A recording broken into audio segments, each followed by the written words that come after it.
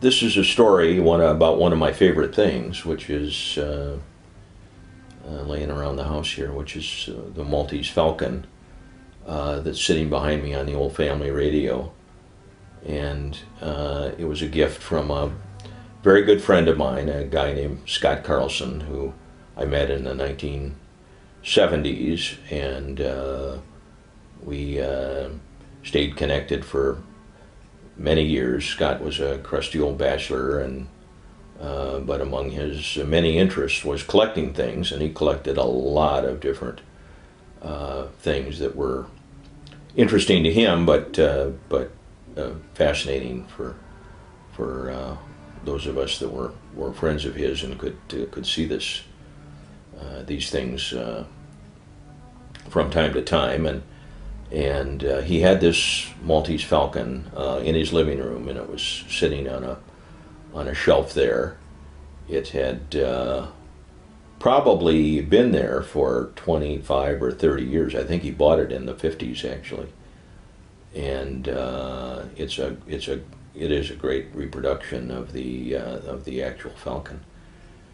And I'm sure when I visited over the many times that I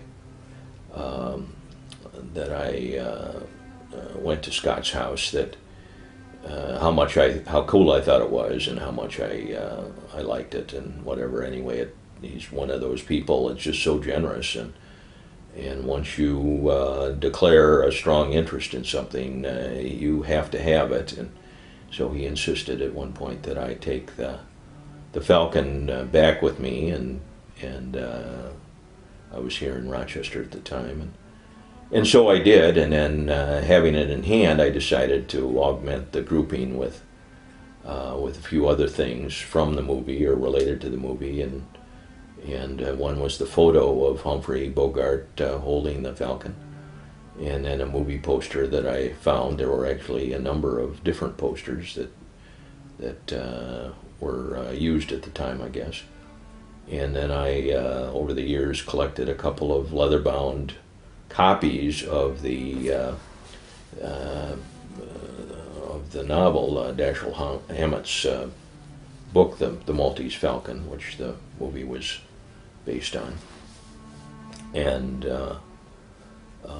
ended up then with this grouping that I've enjoyed, and it reminds me every time that I do look at it of what a good friend Scott was, and it's been a great memory over the years to have it with me.